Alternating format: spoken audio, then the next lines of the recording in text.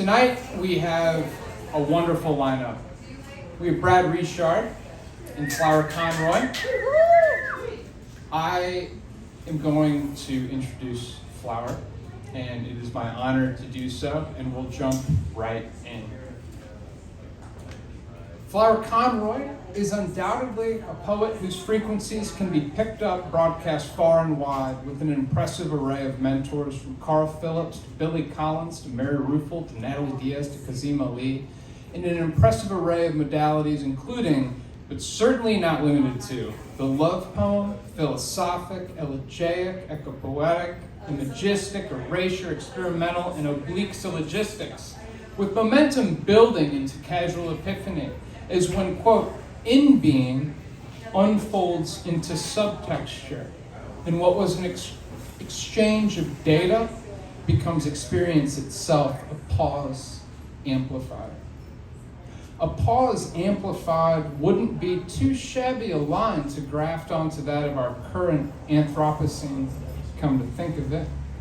Enter Flower's eco-poetics.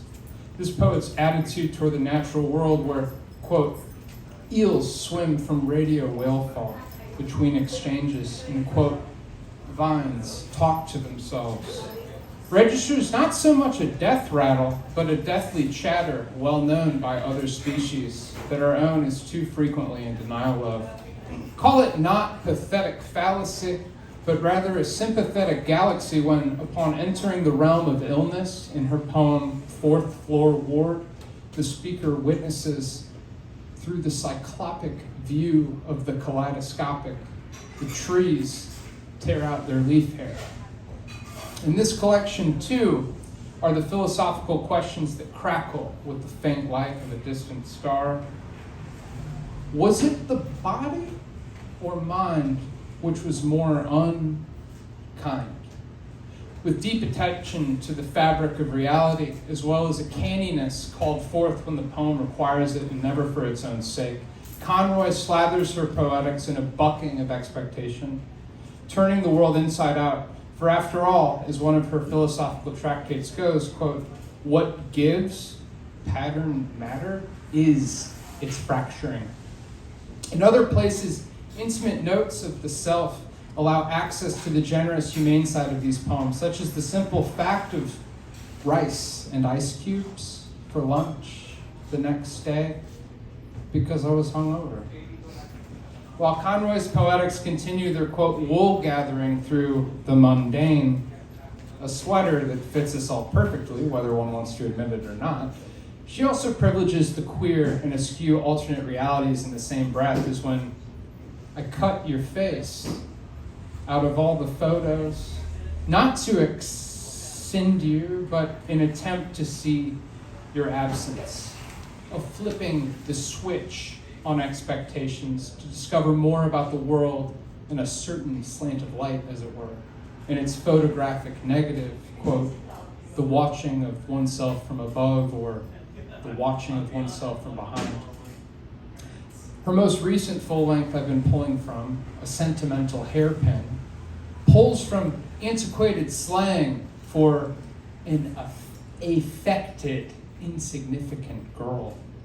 Conroy challenges the too frequent notion that sentimentality does not have a place in poetry, when in fact, in the right hands, sentiment is a kind of sediment rich with fecund potential, and better yet, to extract it results in no harm toward the earth we live on. Why not make a hairpin out of those wild hairs to hold them in place? Of course, not every cowlick can be tamed. Her experiments with line breaks put a pressure on the prefixes and suffixes we plug into the roots of our language, creating room for the reader to reconsider the visual insignia out we so often bait and switch our diction. But Conroy wants to test the amperage of the wire, as we can hear in her poem, Aesthetic Scratch, continue. If it's not content, then it's sad, if not downright lamentable. The ox cart hitched before the ox. Context. Like a dust cloaked cuckoo clock in the basement calling its 13 evermores texts. Sure, a cruise below surface, but its image that's her respects. Her respects, that honored word in ancient Rome referring to a religious official who interpreted omens by inspecting the entrails of sacrificial animals. All right, all you sacrificial animals out there in the crowd tonight, let's get our insides turned inside out by LGBTQ plus writer and former Key West poet laureate. Flower Conroy is the author of chapbooks Facts About Snakes and Hearts, The Awful Suicidal Swans, Escape to Nowhere, and the forthcoming Greenest Grass, or You Can't Keep Killing Yourself and Not Expect to Die. Her first full-length manuscript, Snake-Breaking Medusa Disorder, was chosen as the winner of NFSPS Stevens Manuscript Competition. Her poetry has appeared in New England Review, Prairie Schooner, Michigan Quarterly Review, and American Literary Review, among many others. Everybody give it up for Flower Conroy. Thank you.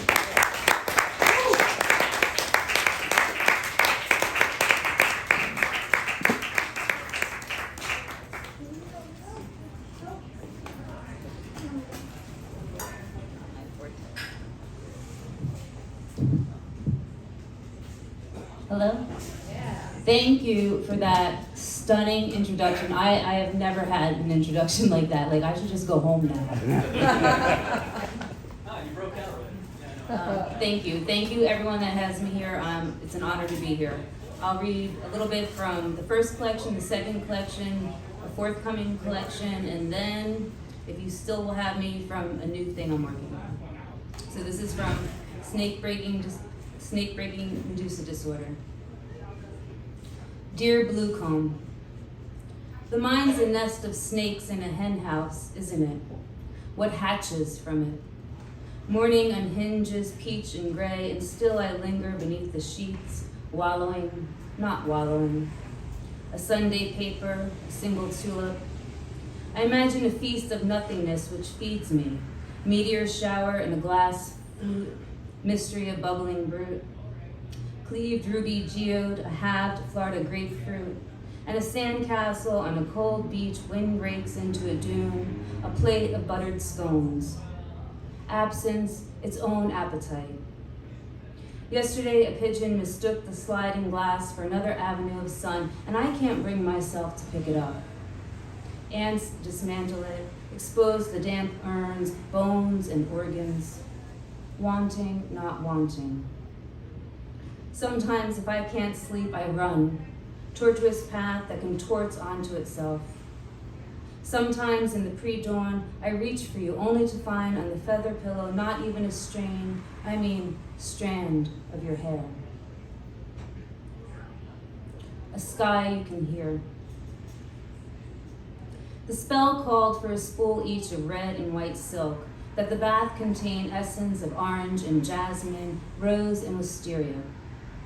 Bound in red sewing thread, I soaked until the water grew cool as porcelain, cold as milk. I imagined deconstructing a knot as if a shoelace in my gut while I traced the faucet with my toe. My great aunt Sis refused to finish reading my mother's fate in the cards after what she saw. When I asked her to read my destiny, she said, "Children make their own future," and "Stop wearing so much goddamn black." What silenced her?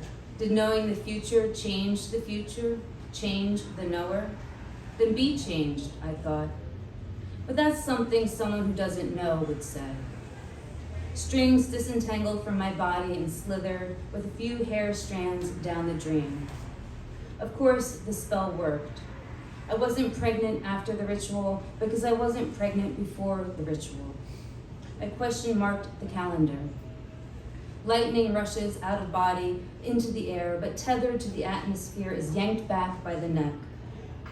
I cupped the shell to my ear and heard not the sea, but wool and crusted air through a funnel. No matter which way I turned into wind.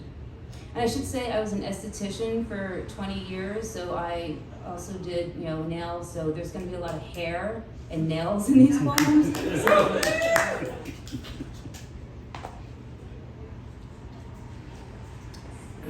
When I was writing this book, I had an idea how it was gonna go, and then my mother had a bunch of health issues, and it totally changed the trajectory of the poems, and I started writing these poems called Love in the Form of. When I was up in Jersey taking care of her, she had open heart surgery, she had a stroke, and I was up there for almost 2 months, and it was just the only way I could process what was going on. And it actually made the book so much stronger. Unfortunately, she had to go through it, and I had to process it, but I'm gonna read a few of those now. Love in the Form of Bleach. The broom handles rub the skin raw between my thinner, web space, sweeping and re-sweeping my mother's floors. And while I tried to be full of grace when stoned, it was like a ballet dancing through muddy water yesterday, smashing into corners and stubbing along the dense carpet, navigating the vacuum. In the ICU, my mother keeps taking without adding when I try to reteach her Scopa. And although we were laughing, her more so, giddy even, about her backwards math of snatching a 7 and a 6 with a 1, I'm freaking. Fanning her head, she says after a pause, I still have diminishing. On the video chat, the doctor instructs she lifts her arms. Then, hold them out like carrying a pizza box. Now close your eyes. When she shuts her eyes, she lets fall her arms. Because she's hard of hearing, the nurse and I encourage her to again hold the make-believe box. Now close your eyes. She cups her hands to her face as if covering her nose and cheek with invisible cheese. When we finally get her to extend her arms while shutting her eyes, see how the right arm hovers lower. She wants to come home, take a shower, sit in a chair. I need another day or two. My labor's only just beginning.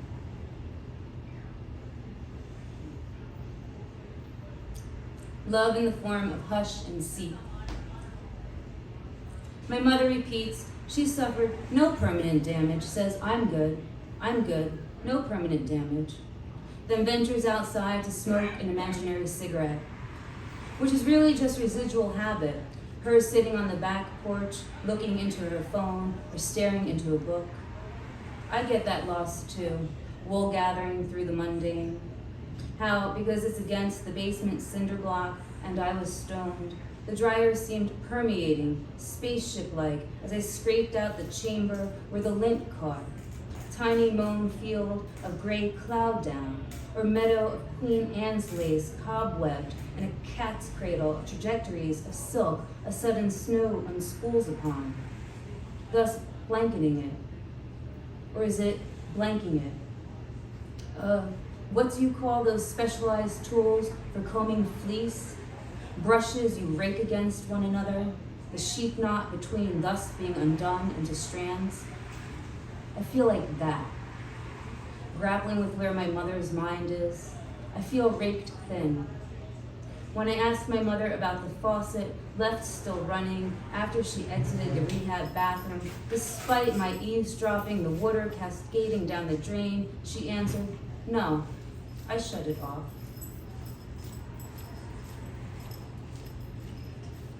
Love in the Form of Nip, Smidgen, Pinch, and Dash. I'm sure they'll get better. I'm sure they'll get happy. It's not gonna move. I hope I did. Love in the Form of Nip, Smidgen, Pinch, and Dash.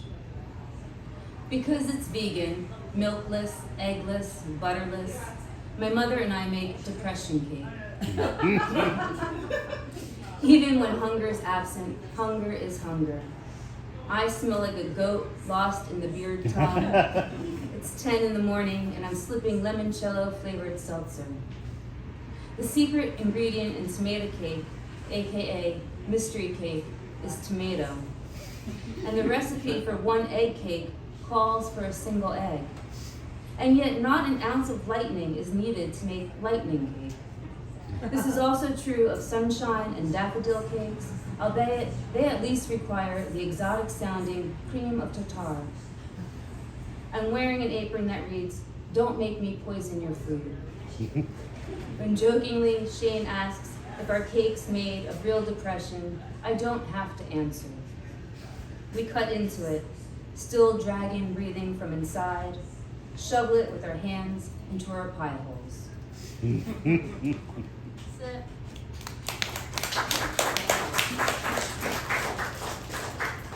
This is from the forthcoming one that I'm so anxious to mention. Ghost arrangement. To have love include the broken.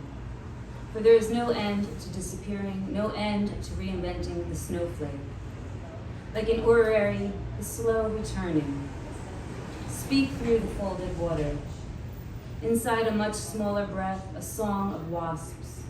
A sea intensifies, then the soft crashes out, flays the irises dark. How to explain the future? Ushered through the house, a deluge leaves behind a thin film of pulverized loss. A tree falls apart leaf by leaf, wire breaks the tender hay. What can I say of grace? From nothing was made the world, and more than not, one may look away as if into the sun. When the fruit's gone, it is time. It's the sky's nature to change and remain a shell, but you are beautiful as lava. This is a downer, so you know. Mourner with straw flower. The woman beside me on the bus says, "I'm back on the cane," patting her knee. Then, "My house is a vomitorium." Her wig squats slightly askew on her head, and her glasses looked as if they're carved from slabs of prehistoric ice a mastodon tried to tusk its way through. The trees fuzzed by. My nephew Alex hung himself.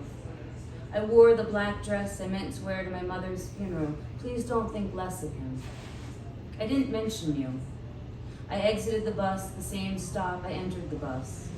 Walked home as if it were the end of any workday. Locked the door behind me. I never repeated the last words you wrote to the world, or how the pills took their sweet dissolve, and you, ready to be done with it, slit your own throat. Instead, I said to her, a stranger, "It gets darker and brighter earlier with the time change." And then, as if to clarify, "The moon is hard to swallow." How we doing? I know I have that. Like, breathe, everybody, please. The dead sheep. Impaled matrix style in a hall of headless beings and beingless heads, the lost marbles weren't the spaghetti ends of days, onion skin, rainbow orbs I first imagined, but rather cold drapery of ancient stone. How had I not known Elgin, Parthenon, pars pro toto, a part taken for the whole? Can you imagine safekeeping a broken bowl, a busted nail, or a parchment scrap for all perpetuity? Here encased in glass, a petrified shoe, and here an amphora no longer wafting of fish sauce, though I still hear the sea in it cusping. When Andre Serrano jarred his urine, dropped a crucifix into it, backlit it, shot it, and christened it Piss Christ, he pissed off a bunch of people, but you can't deny its impact. When an ex-lover's father was confronted for stashing glistening jar after glistening jar of Eurochrome in the basement, it'd be years before the family discovered the hoard of empty rum, vodka, whiskey, wine, and gin bottles hid in the attic, under the couch, behind the house, and in the shed. His father said it was evidence of his soul sickness.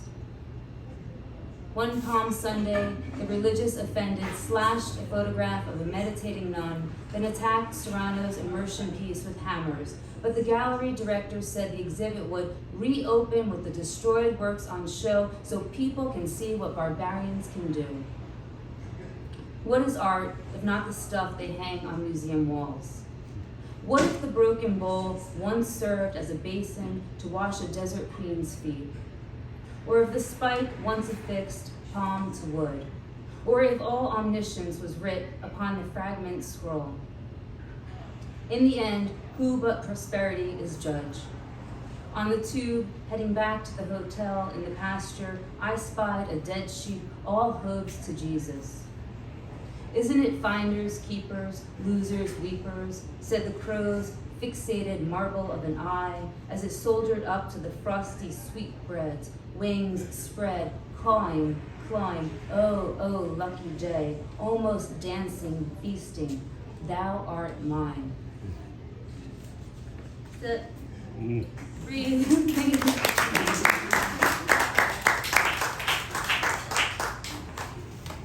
And I'm gonna finish with a selection from a new collection I'm working on. It's a bestiary.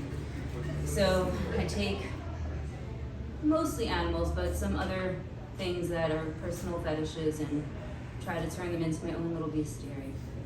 So the first is armadillo.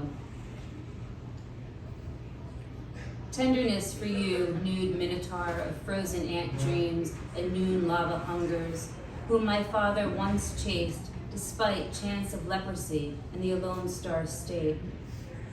Because you've been glimpsed digging in graveyards, believing you burrowed through casket and devoured cadaver, Todd Browning, hitting you with possum and Jerusalem cricket, insisted you be Transylvanian. Consider, this was back when Edison submitted his last patent application, Nevada legalized gambling, and widespread was the Great Depression. Also, although the background was not real, the coach traveling the road was. Overture to Die Messenger was the opening opera, and the Count's castle, painted glass poised in front of a camera. Waiting to be abducted, impaled, or brow tucked a tail, snowball into hell, and live blissfully, piffily thereafter. Or suicidal as ever, crossing asphalt just to jut your tongue into black hole and dine on spider. The doctors never differentiated if after his heart stopped, my father was comatose, brain dead, or vegetative. The hospital bed in the living room like a living coffin. Nothing dies here that needs burying, screaks the desert Gothic, but that mirage of a man begs to differ. This is called, oh, I heard the little goat. No, I don't want, don't, sorry. Let's go. I could use a goat right about now. This one's called Probably Bears, and in the bestiary it's alphabetized, but probably is in parentheses, which means bears the thing. And I asked my cousin, I'm like, what's your favorite animal? And I knew he was gonna say cats, and he said cats. And I'm like, no, I fucking know that. I'm like, what's your second one? He goes, probably bears. So this is how we got Probably Bears. He shows up in it. Probably Bears. Giant cat, dog, keepers of the porridge, bumbling hollowers of the honeypot. You hug like an arm wrestler. When I clicked on, what is a fun fact about bears? One answer was, adult grizzlies can run up to an incredible 40 miles per hour. If you were here, I'd bet you slashed that hyphen. There's an extraneous hyphen in that quote. If you were here, I'd bet you slashed that hyphen with your 2 to 4 inch long bear claws, which are not the same as those buttery almond danishes. Yum. Shane's one of your community. Even though according to that queer guide, Who's Who in the Zoo, Shane's technically closer to being classified as a manatee. Because he doesn't have a hairy coat, bareback not being the same as bareback, and hardly sports a mustache and doesn't wear chaps. Some people wear bees, which can be a pun on beware. His chest is mildly tufted. And besides, being a manatee just doesn't sound hardcore big top daddy. Damn, even being an otter seems hotter than a sea cow. And this, here's where we go downhill. And this before disease riddled him, skin and bone and bile bag, before he spent his days hibernating with pain and meds. I understand to bear a burden upon one's shoulder because of your strength being 2 to 5 times stronger than a human's. But doesn't one also bear the soul in bearing it? I mean, all that weight and exposure. You see how I like to like get you up and then like fucking. Oh yeah. Sorry. How we doing? Everyone all right?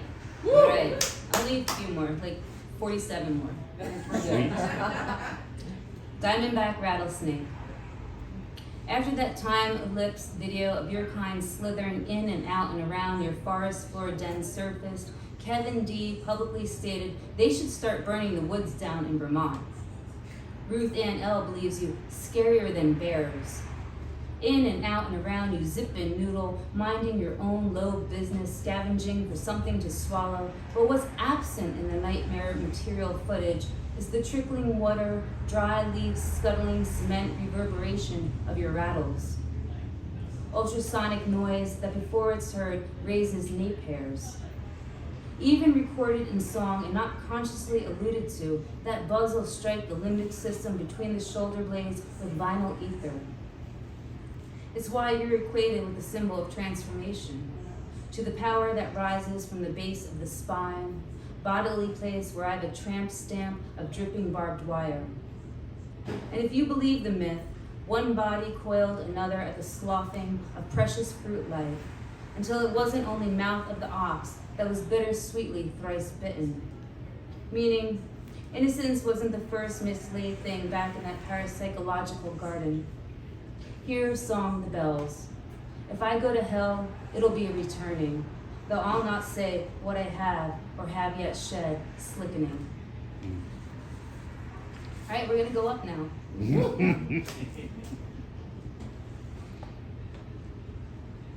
Wet the whistle for this one, pun intended. Grafenberg spot. That's the G spot. Locker room eavesdrop. What do you call the useless flesh that surrounds a vagina? The woman. No, thank you. No purpose save pleasure. How's a vagina like a shark? One's a fishy man killer, the other lives in the sea. Actually, a woman's natural lubricant shares the organic compound squalene found in the apex predator's liver. Little man in a canoe, pendulum, purple beam. If you drag a shark backwards by its tail, you will kill it, flooding its gills. That Hearst's subject isn't a great white, but a tiger shark, nevertheless gives the impression of precarious exposure. Sword, sheath, key, latch, touch, or tickle. Ovary the size of an almond. Wishbone and sharp green shape, uterus the size of a pear. But like an iceberg, the clit may be larger than imagined. Pea or gherkin pickle. Devil's teat for soul-sucking, divining tool for identifying witches. Despite red drops in the ocean, there's no evidence linking menstruation and thresher attacks. Never do anything to a clitoris with your teeth that you wouldn't do to an expensive wristwatch. Lado grotto of 8,000 nerve endings on the interior roof at 12 o'clock. Ageless, boneless, open-eyed sleeper. Tonic immobility. What's the difference between a clitoris and a bar? Most men have no trouble finding the bar. What's pink and slippery? Pink slippers. Panties in the window, insisting it's not going to lick itself. Rosebud, Tootsie Pop, my sweet, sweet cherry pear. Thank you. How we doing here? We good on time? Oh, yeah. Good. All right. Few more. Gumby. True. Stretched by your heartstrings, you never know what you might morph in or out of. Massaging of the eye cells. What how you move is called. Titular green clay humanoid character. Your gender plastic. Which has got me thinking about my baby shower. Not weather phenomena, raining newborns, but a churchy basement luncheon where my mother-to-be sat in a chair opening lavender and yellow presents. Not a sniff the diaper party where you pin a happy face on a paper vagina, but an afternoon of punch bowls and homemade macaroni salad. Setting woods on fire, crashing planes, petting alligators, these modern reveals reinforcing guns or glitter, ties or tutus, ruffles or rifles, stashes or lashes are, I'll say it, fucking tacky. Too much presupposition. Green, chosen because it was seen as both a symbol of life and radically neutral. For your embodiment. I mean, if we cut all the way through your homogeneous goo. I wouldn't want to know. I'd relish in the mystery. I mean, of whomever I was, if I ever was, into the world to be bringing. My legs in stirrups, my new gynecologist asks what I'm using for control. Embarrassed, but not for why you think, I answer, sex with my wife. All right. Lobster Shack. Since I'd already partook in birthday champagne, I stalked Cloris Leachman in the smoky A&B bar, and to my surprise, she implored I recite to her poems. So starstruck and bubbly, I made a bunch of drunk shit up about the moon, yes, the moon, as it was out the window, smearing its creamy shimmer over the water, licking the yacht's salty. Another, she, sober, demanded, but my muse was a sloshed swashbuckler who'd exhausted what new newness there might be to say about the moon, spilling moon, and soon we were two ships, her raising her sails exitward, and I ferrying back to my party where I was missed, but only slightly. So memory drifted. Found 9-year-old me following Loopy through the wet, cold walk-in cooler where crates of crustaceans awaited their plated fates. In exchange for driving to Maryland or Delaware and loading a truck with thin wood baskets clicking inside, Roy'd offer my father a bushel of Pauper's lobster, those Chesapeake blues. The kitchen rank with Old Bay, newspapers splayed, flies buzzing, nutcrackers cracking soups, nut picks digging jimmies. My parents fought, but not those nights. Opening body, peeling the feathery cones of dead man. The ultimate prize, finding the poor man's caviar, called coral in certain circles. Boiled orange pearls that mashed like moist nerds on my tongue. She crab roe.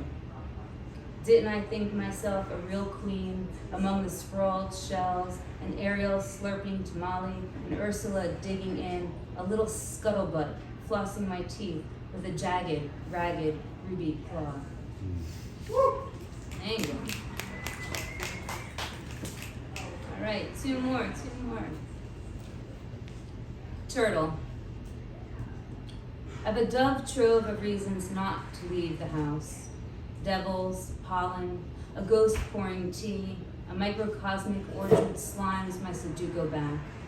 The sound inside my own thinking like a pencil sharpening. Sometimes a window's confused with a landscape and vice versa, so that you're never really sure if you're gazing into or within a frame. Think fly on a mirror. Or that underwater orchestra, drapey form bent over violin, the violin acquiescing but yielding more of a moan a hard kiss muffles than music. This world like a disco ball in outer space, not because it glitters or reflects, but because it dangles and smacks of immortality unattainable. Which shouldn't sadden you. It's a blessing really that nothing lasts forever. Just think how tired your bones get waiting for the bus. No, better the party end, the headlights bending into the hedges, leaving you to play that record one last time as you load the sink with smudged glasses, forks, and saucers, rinsed knives glistening on a towel on the counter. In place of a pigskin, I'm a tossed skull. I win the race inch by inch. I blink intentional like an ancient wizard. You may think I'm E.T.'s sheltered second cousin, but I'm jewelry box, shuffling sleeper coffin. I'm my own luggage. When you're gone, what'll become of your horror vacuum? Who will claim the stamp collection? Who will be tasked with emptying the skeletons in your closet? And then for my last one, Venus in Furs. And in Furs is I-N-F-E-R-S, but it's a pun on Venus in Furs. And it has a joke, and I heard this joke when I was very young and didn't understand it. So, the epigraph. A gay couple and a lesbian couple are going on vacation. Who gets there first? The lesbians because they do 69 the whole way while the gays are still home packing their shit. My cradle snatcher wife and I decide again not to know each other in public on our next milk of the birds trip. I predict we'll be terrible at it. We'll be so gappy, gay, happy, getting away. She won't even be able to keep a chapsticked straight face. Enough. Sidling up to where I've already sauntered, red mouth, wearing something ridiculous and drapey, musked and flora carnal, earrings dangling, almost scything collarbone, her donning white shirt, untucked in jeans, those high heel sneakers. Maybe atop her new crop, a hat, the dust knocked off, rim bent daddyish. Our May December blushes usurping, new wrinkles upholding. A Beyonce, Nora Jones, Nancy Sinatra kind of weekend. Olives might be involved. And rendezvous of bubbles. Pajama party, sans jammies, a la afternoon delight. A little slap and tickle. Glazed over after, gazing ceiling's wicked zodiac, that delicious haunting silence subsiding. Redress, elevator downstairs, early dinner, where disheveled will disappear in plain view, reborn as Mrs. and Mrs. Who and whomever, and no one will dare fucking mistake her for my mother. Thank you.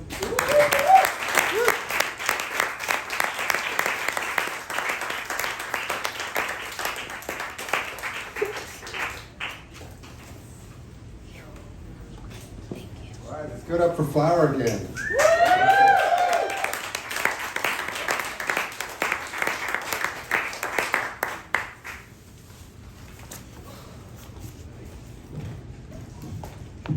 Decades ago, on a chilly fall morning in Bennington, Vermont, a ponderous gray sky, orange leaves rustling, the whole bit, I stood over Robert Frost's tombstone. The inscription read, "I had a lover's quarrel with the world." Many times since then, I've mulled over that perplexing and strangely alluring declaration, that final take on the whole shebang that was Frost. And if the sentiment were about just anybody, it would hardly make sense. But as regards poets, nothing sounds truer than that cold inscription. I had a lover's quarrel with the world. In Spanish, the word coraje, at its most elemental, denotes anger or rage. But from a different angle, another color, the word points to a gut-clenching passion whose mark is restraint of release, for the time being, that is. And so poets that have coraje for the world in all its utter seriousness, random silliness, and deep wonder are, let's just say, in for it, and thus out for it through their writing. My mother used to say of particular people, and not disparagingly, but very matter of fact, whether a person, has it or not, no tiene coraje, or tiene mucho coraje. Well, our friend and teacher, Brad Bouchard, tiene muchísimo coraje. And it is played out by his acute sense of communicated detail, minute attention to the flow of emotion, and a dogged dedication to tending to what bids to be true. The ancient Greeks had multiple conceptions of the true. One of them was kairos, a persistent attentiveness for the most providential time to do something. Richard's poetics is an expression of an aesthetic readiness that's on the lookout for instances of realignment, we might say, between world and person. Thus, the grand tussle that Frost pointed to remains a persistent challenge. Indeed, how not to rupture human cosmic relations that undergird our sense of dignity. Folks, Watch how Brad's poetic radars home in on the elemental conjoinment of aloneness, the shared intimate, and wide social concerns. Watch how he doles out gem after gem of content-rich poetry, all in due time, at the right time, this time, like this very evening, where we're lucky to enjoy the cosmic quarrel. Brad Richard's most recent full-length collection is Parasite Kingdom.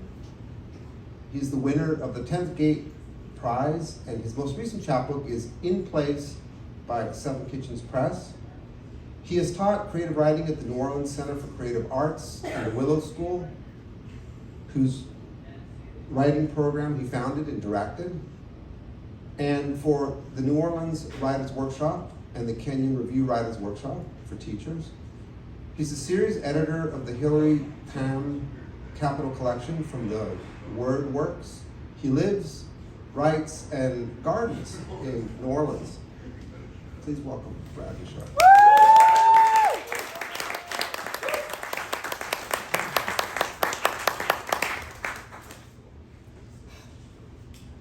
Thank you, Rodrigo. That was amazing. And thank you, Flower. Oh my God, that was amazing. That was incredible. So I'm mostly going to be reading poems from the manuscript for my next book, which is called Turned Earth. The first part of this reading could be called All About My Mother. And I'm hoping that the last part can be called something like, Welcome to Decadence. I'm probably going to read the first part without a whole lot of banter in here. So I'll just say I've got a couple of zuihutsu. If you don't know what a zuihutsu it's not really a form, it's really more of a mode. If you know Kimiko Han's work, she has been the great champion in America of zuihutsu. She's the person from whom I learned them. So it's sort of an essay form, but it's kind of really whatever the writer wants to make it. And it fits really comfortably into some modes of contemporary American poetry. So I've got a couple of those, and I'll start with Zuihutsu of My Mother's Breasts. As a child, I had nausea every time we drove back from a day of crabbing and fishing on the piers at Dauphin Island. The corn dogs I'd washed down with Fanta all day, the prickle of cracked vinyl on the back of my sunburned legs, the smell of copper tone mingled with my parents' cigarette smoke blowing with the salt breeze over me in the Rambler's back seat. Suddenly, it would all turn my stomach upside down in spite of the yellow Dramamine tablets my mother had given me. Voyager 1 has now reached the heliopause. More accurately, as astronomers have learned from the data Voyager relayed, it has reached the heliosheath depletion region, a transitional place still barely in the sun's magnetic embrace, as the article tells me. Galactic particles from interstellar space bombard it as it makes its slow plutonium-powered way where we will never go. I say all of this in the present tense, although I am aware that by the time the data reached us, Voyager had long since moved on. By now it's probably slipped, lurched, free, unbound. Cold white stain of solar cane on sunburn. Nothing could hurt us for long. The ashtray in my mother's car is always full. When we leave for the store, she lights up in the driveway, the air conditioner going full blast against the scorching Central Texas heat. All I remember of Buchner's play Wojciech, the grandmother's black fairy tale about the orphan left all alone on the earth who went to the moon, but it was rotten wood, so he went to the sun, but it was a withered sunflower, and the stars were dead flies, so he came back to the earth, but it was an overturned pot, so he sat down alone on it and cried, and is crying still. Every memory I've ever had, pulse from a dead star. She and I would walk the beach while my father surf fished for flounder. We gathered scallop shells and sand dollars, but what I most enjoyed bringing home were the worn slips of sea glass, their muted greens and blues. Back home, she dropped some in my bath so I could see them regain their luster. In 2011, as Voyager began its heliosheath exploration phase, my mother was again diagnosed with breast cancer. Her first cancer in 1983 was successfully treated with chemotherapy and radiation. This time it was not a recurrence, but a new, very slow-growing cancer, also present in her lymph nodes.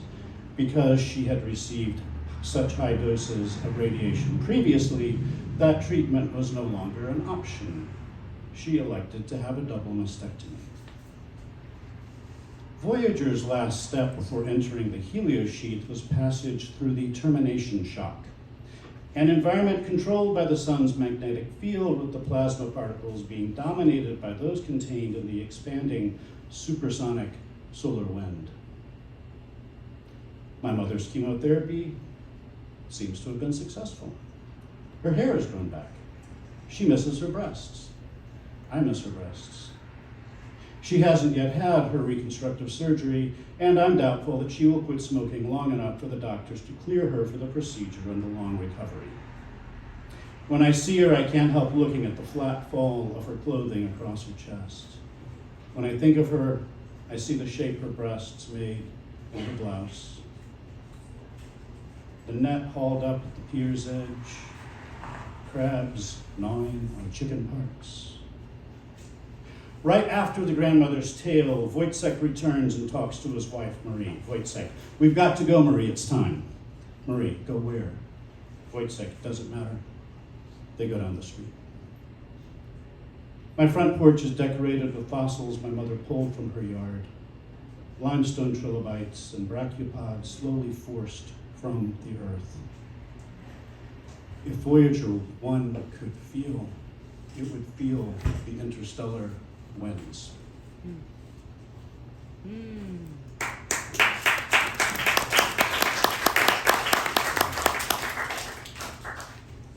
Thank you. How one goes on.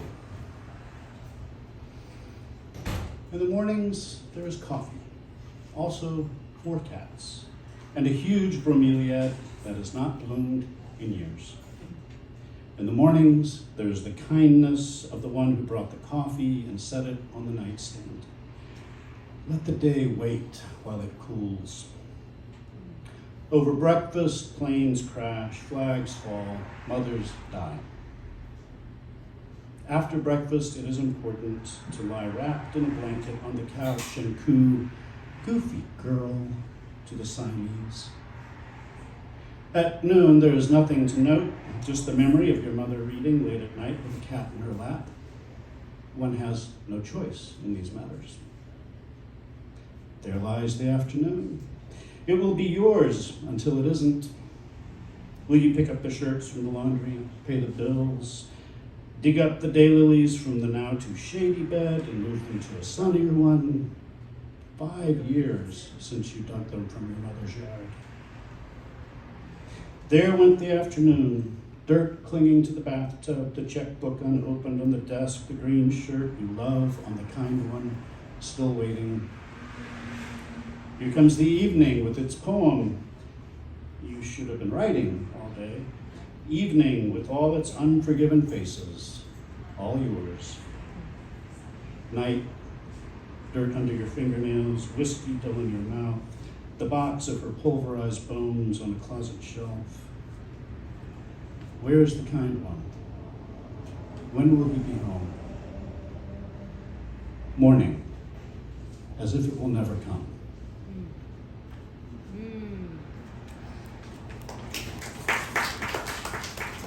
Doing great.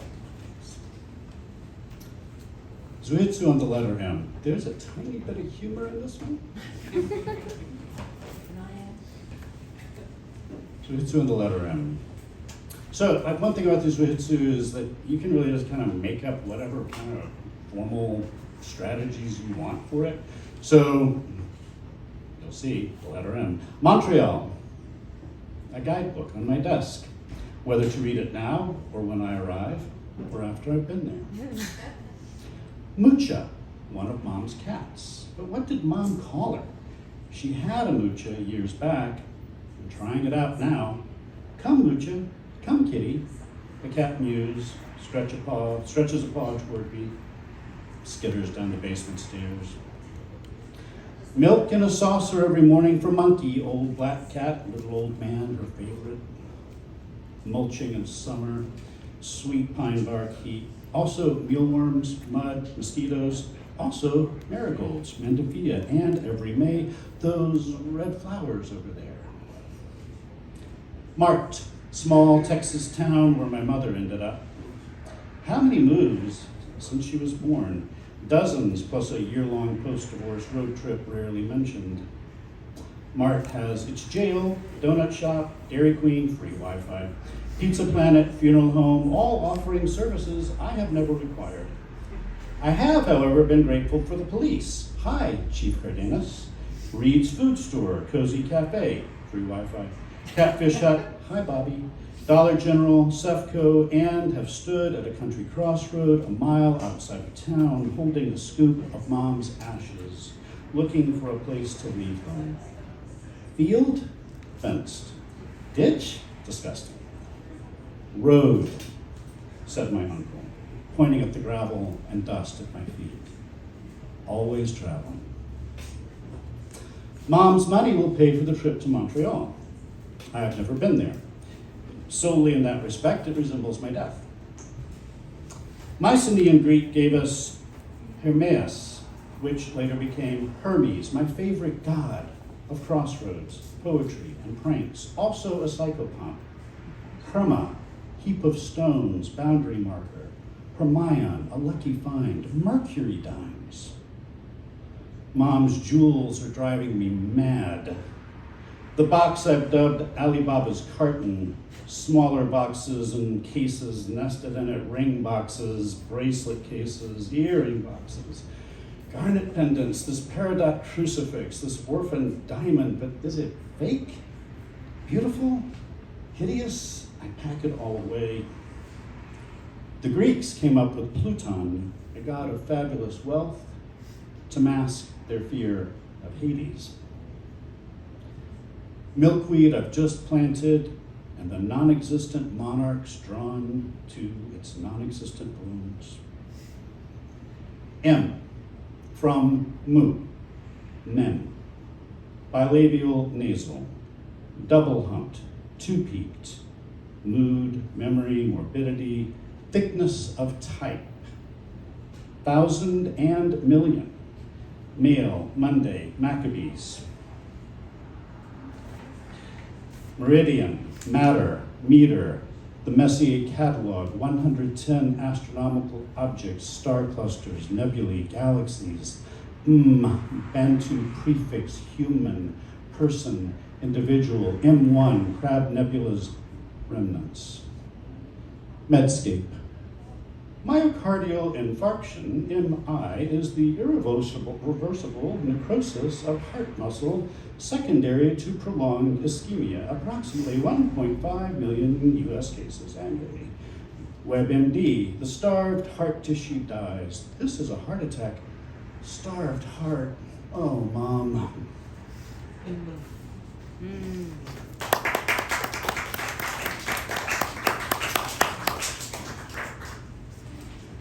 I think all I need to say to introduce this next one, which is long, it's a little sonnet crown,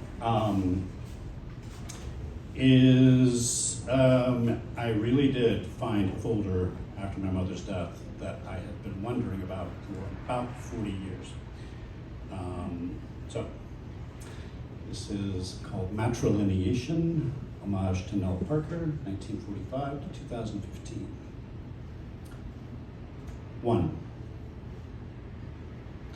I'm trying to imagine you imagining me finding at the bottom of a plastic storage bin, under clippings from your daily camera column, under stray snapshots of family I never knew, under rust-stained doilies and your baby shoes, your life spread out around me on the floor. This folder, confidential materials enclosed. Your poems. I was, 11? You'd taken them out to read to me, then burst into tears, ran to your study, left them splayed beside me on the window seat. Summer light fresh as your mother's death that spring. Imagine me finding your words, losing mine. I know the typeface, that old royal you gave me, and a mind that seeks with words to say these thoughts. That'll be my little signal that I'm quoting from my mother's poems. 2, a mind that seeks with words to say these thoughts that wander as in a maze. I hear your heart, iambic, broken, rhythm remains. At your memorial in the Methodist Church basement, I read a few of yours aloud, couldn't stop myself from adding Williams, Dickinson, one of my own. Suited, I sweated. Your brother wore Marine's tee. Stories he told me. Wild teenage you sneaking out all night and dating my dad. Stories your poems from your second marriage tell. There was a woman who acted like a wife. I'd write you a love poem if I could. Instead, I've cleaned the house. I'd write a poem that tells all the thoughts I have to share, but rather put a clean ashtray by your favorite chair. 3, you put a clean ashtray by your favorite chair, read true crime, ignored the phone, smoked. 3 marriages left you happiest alone. The last leached your pension, but you reclaimed your name. Were 30 cats too many? On my visits, their reek choked my sleep. Sleepless, you ordered gems from Jewelry TV to hoard in dresser drawers. Appraised, fake. I found baskets of handed-down kids' clothes you'd laundered for some needy family. Checks to the marked messenger to cover Catfish Hut's ads. When the owner's granddaughter was sick. Regrets?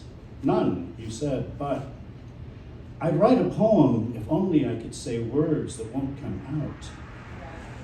Instead, I chafe and tease, knowing that you know what I mean. I chafe and tease.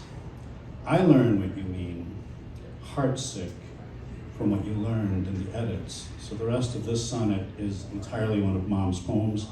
She did a cross out at the end. So sometimes I think I'd like to be a spy and hide behind trees and catch 40 thieves. Sometimes I'd rather be a star of Broadway shows and buy my clothes at a bazaar. I've wanted to be so many things, sought after by kings, and when I've thought of these, I've been them in dreams. And really it seems that it's nice to be me. And really it seems there's no future in it. 5, and really what future is there but this parsing of our past? 13 sheets of typing paper, 8.5 by 11, 6 by 9, most dated May 1975. Alone in a house deep in Alabama pines, your husband away for work in Birmingham, you used what you had. Grief left you time.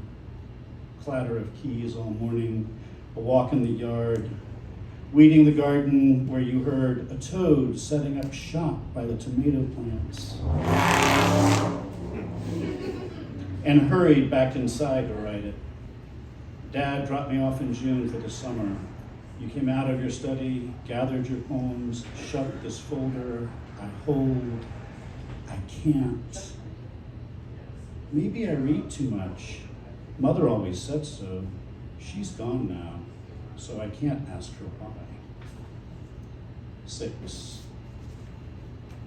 You're gone now, and now. I can't ask you why you wrote confidential materials enclosed across this folder like a spell to let you forget her, the one who wrote. I can guess which poem you drafted last. Scarred with strikeouts, felt tip over typescript. What is it? What's wrong? I scream but make no sound. Why don't they hear me? I could tell you things. Why the search for Mr. Goodbar? A plug for the emptiness. Let us pray.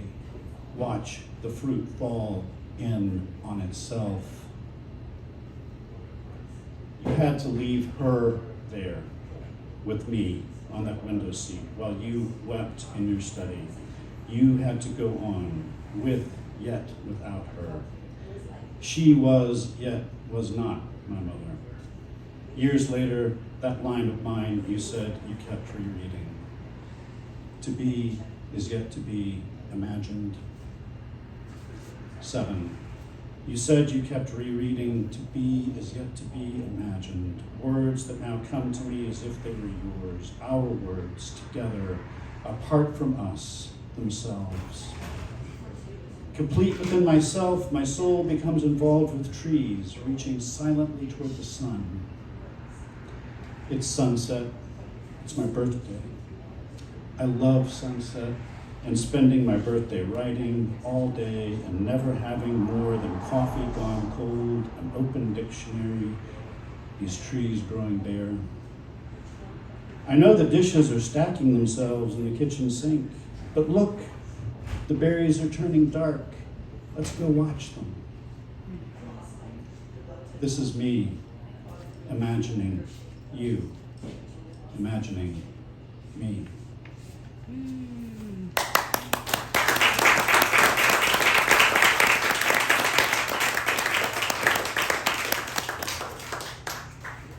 Thank you. I'm going to read one more newish one and then dip into old books for a couple of poems and then come back and finish with really new stuff. So this is a ghazal called 4 a.m. How are we doing? My favorite time. Ah, it's a great time. You know, unless you've got like a sprained foot and you can't sleep, right? 4 a.m. And this sprained foot keeps me awake all night. When will those pills kick in? Will they take all night? Slumped in my reading chair, my legs propped up, stuck in a weird salute. I'm forbidden to break all night. Another episode of The Walking Dead. Yes, skip the intro. Wish I had enough weed to stay baked all night. I shift the ice pack, rewrap the bandage. It hurts worse. What other pain will I remake all night? Crutches, oxy, doctor's bills piling up, reminding me of my mistakes all night. Some dumb thing I said, a ball of dung rolls in my brain, then buries itself inside me, a brooding ache all night. What heart could twist? Virgin feet, dead feet, did those feet? Mind-forged collage of William Blake all night. Touch the bottom of these sleepless hours? I'm treading water in the middle of a lake all night. Pain lights up my window like daybreak all night. Brad, it's Mom. Sleep, baby. But you're dead. So who keeps vigil for my sake all night?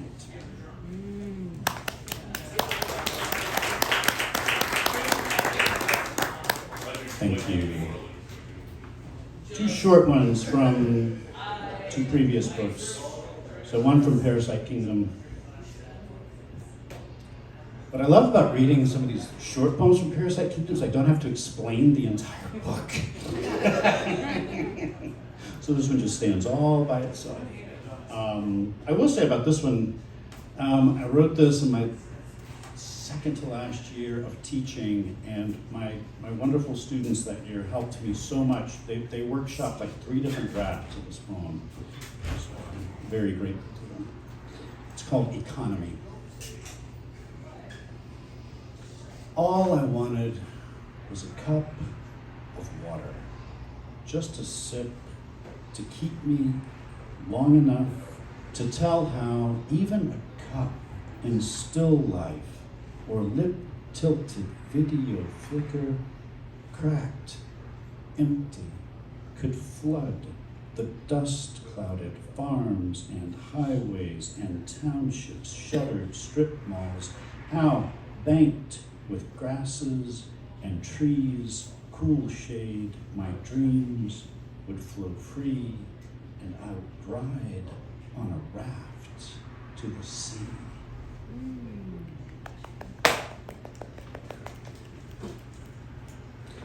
And from motion studies, a prose poem called Fort Da, for all you Freudians out there.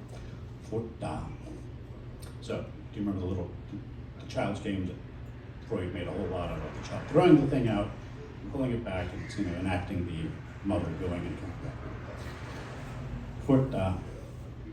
Gone and there are bodies, near and not to hold. Here, forest to chromium, stone to umber, violet clouds the far water. Here, each of our bodies as one forgets, posed in difference. You derive from this a gaze, a farther delayed, incomplete always, eternal arrival where we never, our pleasure made gone. There in our forests grayed dawn greens, in our streams graded hues in use in you. I never seen. Tell us naked, tell us heat or him, tell us touch, tell death your story, our bodies there, gone, each a child's toy, a reel he tosses past sight, oh, pulls back by its thread. Thread we play, you hold here.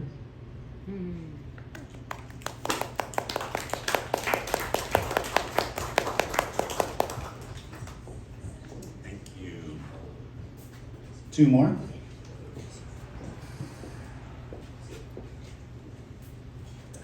Cinderella. 19, I liked how tank tops, tight jeans, cutoffs showed off my 100 push-ups, my lakeside runs. Drag's magic wasn't mine, but it dazzled when Dallas showed up to work a la Brooke Shields, his chunkier, broad-shouldered body beguiling as a girl I could get into. It was 1983. My world seemed small, tidy, divided into men's and women's, hits and misses.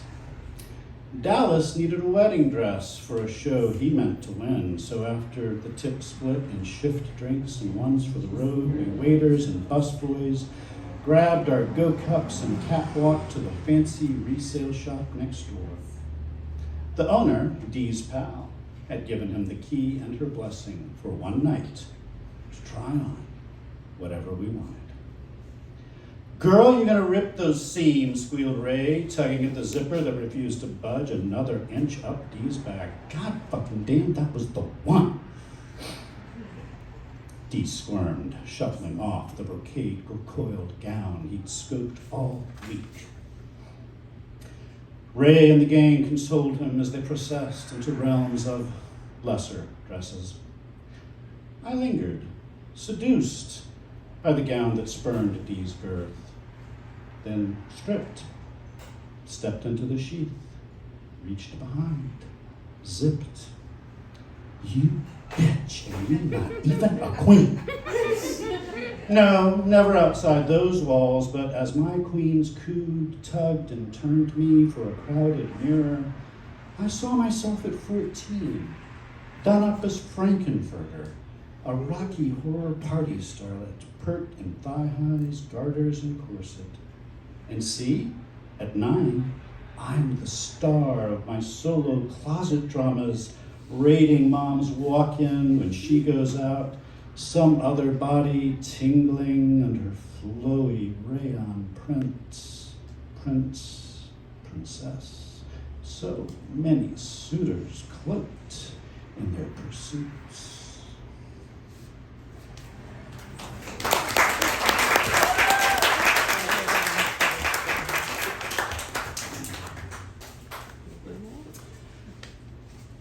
My last poem is called Beginning with a Moment of Bliss in My Youth. Legs up on the levee, midsummer, midnight, a skinny, big-dicked boy inside me crooning, I want to marry you and take you to Japan. I know I am a fireball. My flight tracing the ridge seam of God's taint in the sky above the greasy Gulf of Mexico. I am a fireball, my light brighter than every moon swollen full in Earth's memory. As the boy's dick swells more and he fucks me harder and I wonder, can my asshole take this? And my asshole answers, I am large. I contain him. And meanwhile, Earth, your gravity tugs at the iron in my heavy head, my nucleus, my little nut. Oh, Earth, I know you want me to be your fireball forever. You want to swallow me whole. Slides out, zips up the boy. Hey, can you drive me back to the party? I need to find my girl. So there is no Japan tonight. Only America, running up the levee in black robes in blue strobe and pointing at the sky. Thank you so much.